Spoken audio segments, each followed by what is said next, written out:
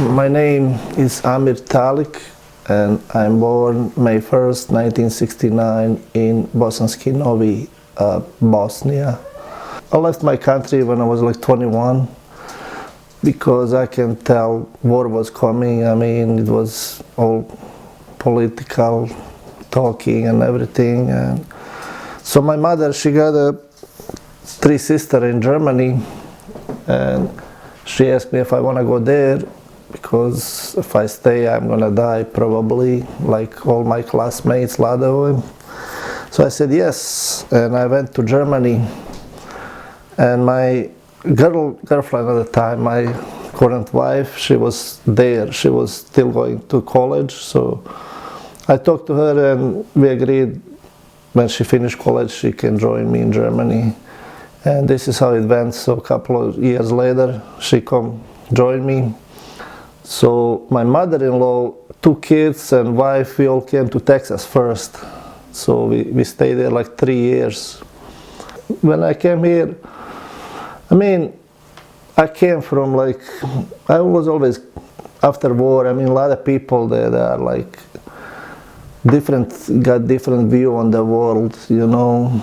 They're not happy why it happened to us, you know, and why we go through so much. And I don't know, I was young, so I did a lot of drinking too, you know, going out and not being really happy, you know, trying to fill that hole in my chest. That I was always kind of mad at the world and everything that happening. I used to argue with my wife a lot because she don't like that behavior, of course. But in Texas, this is when we first came with church people. David and Christy was names. They were like missionaries there, and they tried to be in touch with Bosnian people, refugees who just came to the United States and to teach us about Jesus. So yeah, sure, we accepted at the time, and they started talking to us and telling us what's all Jesus about. And we started going to church. And then I started having some dreams about Jesus. I used to have my grandma, she was real Muslim. Her name was Zuhra. She died back in Germany, but she was really, really big Muslim. She used to pray like 5 times a day and celebrating her holidays, Muslim, like Ramadan and Bayram. And anyway, one day she came to my dreams, and it was so real. I know she's dead, so in my dream I asked her, how's over there? You know, I know you're dead. She says, it's okay, you know. Then I asked her, does she want to come back to this physical world? She says, no way, you know. And then she told me, like, let me tell you something, son. I love Muslim people, like all Muslim people, but Jesus is the biggest.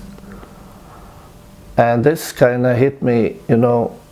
And then I woke up, you know, and I was kind of thinking about that. Why will she tell me something like that? I know she's Muslim. She spent her life being Muslim, you being, you know, and she told me that. My barriers really give up on drinking, partying. That was my barrier. I want to live my life to the fullest, you know, enjoy life, whatever next day. So that was my barrier. One day, like I said, my wife was, I don't even know, she was praying for me a lot to stop drinking, you know. And then one day I was taking vodka like every week, couple of bottles, you know. And one day I started drinking. It kind of tastes funny. It's like, oh my God, I spit it right away. What? I was thinking there's something wrong with the bottle, you know. I went to the store, buy another one. I started drinking that. It's same. Then I give it up. It was weird, you know. I can't drink it anymore. And then I stopped drinking whatsoever, you know. Tell you what, I'm still getting over that barrier. I'm not still perfect in my life, you know, so I'm still working on that. I want to be even better, you know. But like I said, most of my barriers was drinking and even drugs, you know. So that was the biggest barriers in my life. So God showed me the way. Like I said, I mentioned my grandma. She told me that was the first like flag to she want me to do something. Then that just fell in place. Everything else, you know, all the dreams and then people around me trying to tell me things. So this is how I choose. I had that trouble myself. A lot of my friends, when they find out I believe in Jesus, kind of ditch me, or even my own family. But I'm going to follow Jesus either way. I know Jesus is all I need in my life. So you gotta follow Jesus, and if they want to accept you or respect you, good. If not, what can you do, you know? You're gonna try okay and respect their wishes and be friendly, but you can't change your life, because you gotta live your life, you know, and be good with God and straight with God. Then thinking what He's think about me, it's just not way to live a life, you know. So you gotta live your life like that, you know, just follow Jesus. Because I know in my life everything started getting better. Like I said, I used to drink, I party, a lot of stuff.